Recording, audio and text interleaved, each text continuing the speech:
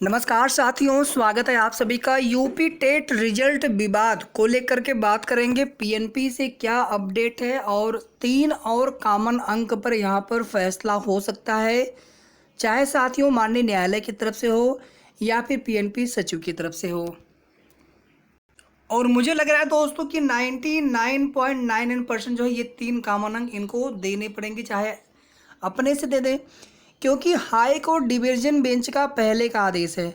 साथियों, आँख की किरकिरी वाला, एक पारिस्थितिकी वाला और एक प्रश्न जो है, एक प्रश्न और है सीडीपी वाला, शायद एक प्रश्न कोई और है। 3 प्रश्न ऐसे थे जो प्रश्न रिपीट कर लिए थे 2017 वाले, इन्होंने एजिटिव, हालांकि बहुत सारे रिपीटेड थे लेकिन जो विवादित प्रश्न थे उनको भी रिपीट किया गया था। और माननीय हाई कोर्ट की सिंगल बेंच ने 14 प्रश्नों को वहाँ पर आपत्ति वाला माना था।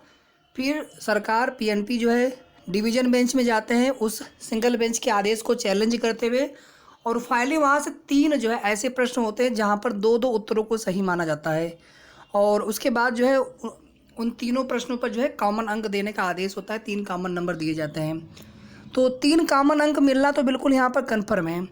इसके अलावा देखिए, एक प्रश्न, 2-3 प्रश्न लोग और भी बता रहे थे, जैसे एक आपका सृजनात्मकता वाला प्रश्न बताया जा रहा था, एक आपका ग्रंथियों के आधार पर जो व्यक्तित्व का वर्गीकरण है क्रेसमर कैनन वाला, 2-3 प्रश्न और भी बताए जा रहे हैं। लेकिन जो 3 ऐसे, चूंकि देखिए साथियों, जिन प्रश्नों पर ऑलरेडी कोर्ट ने आदेश दे रखा है, तो एक तरह से माननीय न्यायालय के आदेश की अवहेलना, अवमानना जैसी चीज़ें हो गई कि वही प्रश्न आखिर है ना। ऐसा तो है नहीं कि प्रश्नों में कोई भी बदलाव किया गया था, और हाई कोर्ट डिवीजन बेंच का आदेश है पहले का। फिर उन प्रश्नों पर कॉमन नंबर, अगर जब मैटर कोर्ट में वापस से जाएगा, यहाँ पर एक चीज़ समझ में ये नहीं आ रही है साथियों कि आखिर यहाँ पे गवर्नमेंट सुपर टेट का विज्ञापन इनको देना है या नहीं देना है। और इन्होंने पहली बात तो विवादित प्रश्न बनाया, क्वेश्चन पेपर रिपीट करके, फिर कॉमन नंबर देने में यहाँ पर तमाम तरह की विसंगति, इनवैलिड रिजल्ट को लेकर के और भी तमाम तरह की जो चीज़ें हैं अभ्यर्थी जिससे जो है यहाँ पर परेशान है, पीएनपी के चक्कर काट रहे हैं। और कहीं ना कहीं आप देखेंगे इन सब प्रक्रियाओं में डिले होगा तो सुपर टेट भर्ती का विज्ञापन भी ये लोग हो सकता है न दें। वैसे भी आप देखेंगे कि एक कटिंग, एक स्क्रीनशॉट वायरल किया जा रहा है, हालांकि वो कोई आधिकारिक नहीं है, किसी ने उसको बनाया है, खुद से लिखा हुआ है, बस उसमें कुछ नहीं है, जिसमें बोला गया है कि अभी एक यूपी टेट और होगा अक्टूबर नवंबर तक, दिसंबर लास्ट तक सुपर टेट का विज्ञापन, और जनवरी या फिर फरवरी में परीक्षा कराई जा सकती है 2023 में। यानी अभी हम लोगों ने कम इंतजार किया है, अभी और इंतजार करना पड़ेगा, ऐसा लग रहा है।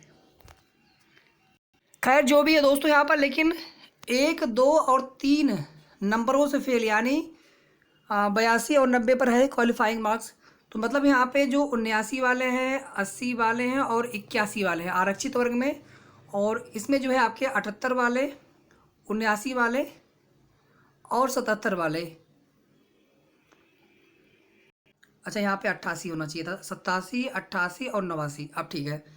तो जितने भी छात्र ऐसे हैं जिनके इतने नंबर हैं, यानी जो 1, 2 या फिर 3 नंबरों से पास होने से आप रह गए हैं यूपी टेट के रिजल्ट में, तो आप सभी के लिए यहाँ पर एक अच्छी खबर ये है दोस्तों कि आज नहीं तो कल, 10 दिन बाद, 5 दिन बाद, ये 3 कॉमन अंक जब मिलेंगे तो आप सभी भी यहाँ पर क्वालिफाइड हो जाएंगे।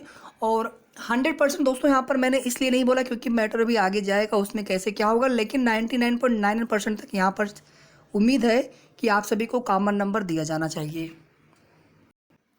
पीएनपी प्रयागराज पर जो छात्र गए थे, जो हमारे अभ्यर्थी भाई बहन गए थे, वहाँ पर सचिव साहब नहीं मिले। बताया गया है कि सचिव साहब लखनऊ मीटिंग में व्यस्त हैं, जबकि एक जानकारी ये भी मिली है कि सचिव साहब प्रयागराज में ही हैं, लेकिन जो बताया गया वहाँ से कि सचिव साहब लखनऊ में है अधिकारियों के साथ मीटिंग में। पीएनपी की सिर्फ इतनी ही अपडेट्स मिल पाई है। जब सचिव साहब से मुलाकात नहीं हो पाई तो फिर वहाँ पर आगे कोई भी चीज़ स्पष्ट नहीं हो पाया। ये आपने समाचार पत्रों के माध्यम से देखा होगा, कोर्ट पहुंचेंगे यूपी टेट उत्तरमाला के 3 उत्तर, 2017 वाले जो प्रश्न पूछ लिए गए थे दोबारा से, उनमें 3 ऐसे प्रश्न हैं जिन पर हाई कोर्ट की सिंगल बेंच ने तो माना ही माना था 14 प्रश्न, उसमें से भी 3 ऐसे प्रश्न थे जिन पर हाई कोर्ट डिवीजन बेंच ने भी उसको सही माना था। सिंगल बेंच ने सही माना, हाई कोर्ट की डिवीजन बेंच ने सही माना, और यहाँ पर पीएनपी सचिव की तरफ से कॉमन नंबर नहीं दिए गए। आश्चर्य वाली बात है। पहला प्रश्न तो दोस्तों आपका वही हो गया। चलिए, ये तो डिटेल हो गई कि जो हाई कोर्ट सिंगल बेंच फिर डबल बेंच में आज का गया, जो हमने आपको अभी बताया वही चीज़ें हैं। अच्छा, एक प्रश्न आपका सीडीपी वाला है, सूचना शास्त्र वाला, जिसमें क्रो एंड क्रो और गॉल्टन, तो इसमें जो है माननीय न्यायालय ने क्रो एंड क्रो और गाल्टन दोनों को ही सही माना था। इसके बाद दूसरा प्रश्न था आपका, खाद्य श्रृंखला के सबसे उच्च स्तर, घास भूमि क्षेत्र के परितंत्र की खाद्य श्रृंखला के सबसे उच्च स्तर का उपभोक्ता पूछा गया था। तो इसमें पीएनपी ने मांसाहारी को माना था, जबकि माननीय न्यायालय ने जीवाणु को भी सही माना था। तो इस तरह से यहाँ पर भी 2 उत्तर हो गए। तो इस पर भी कॉमन नंबर देने का आदेश है माननीय हाईकोर्ट डिवीजन बेंच का। और एक लास्ट प्रश्न आपका था हिंदी वाला, जिसमें आंख की किरकिरी में अप्रिय लगना और कष्टदायी होना दोनों को ही यहाँ पर हाईकोर्ट डिवीजन बेंच ने सही माना था। तो हाई कोर्ट के आदेश पर साथियों इन तीनों ही प्रश्नों पर डिवीजन बेंच, ध्यान दीजिएगा, सिंगल बेंच ने तो 14 प्रश्नों पर आपत्ति वाला माना था।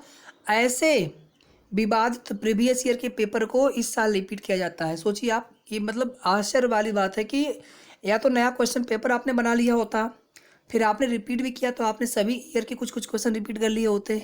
आपने एक ही ईयर के लगभग सभी प्रश्न आपने रिपीट कर लिए। जूनियर की तो मतलब हम बात ही मत पूछिए आप, ये स्थिति यहाँ पर है। और उसमें उन प्रश्नों को भी शामिल रखा गया यथावत जो प्रश्न हाई कोर्ट में चले गए थे विवाद के स्वरूप, और जहाँ पर 14 ऐसे प्रश्न थे जिन पर हाई कोर्ट सिंगल बेंच ने और 3 ऐसे प्रश्न थे हाई कोर्ट डिवीजन बेंच ने उनको जो है आपत्ति वाला मानते हुए कॉमन नंबर देने का आदेश दिया था। उन प्रश्नों को भी रिपीट कर लिया गया था। क्या पीएनपी महोदय को ये पता नहीं था, सचिव महोदय को अच्छी तरह से पता रहा होगा कि इस प्रकार की ये प्रश्न है। 2 महीने का समय लिया गया था क्वेश्चन पेपर बनाने में। खैर साथियों, यहाँ पर जितने भी ऐसे हमारे मित्र साथी हैं जो 1 नंबर 2 नंबर और 3 नंबर से क्वालिफाइड होने से आप रह रहे हैं, आप सभी के लिए अभी भी यहाँ पर राहत की खबर है और आप सभी भी इसी यूपी टेट में पास घोषित किए जा सकते हैं। बिल्कुल संभावना है आप सभी का भी संशोधित परिणाम जारी किया जा सकता है।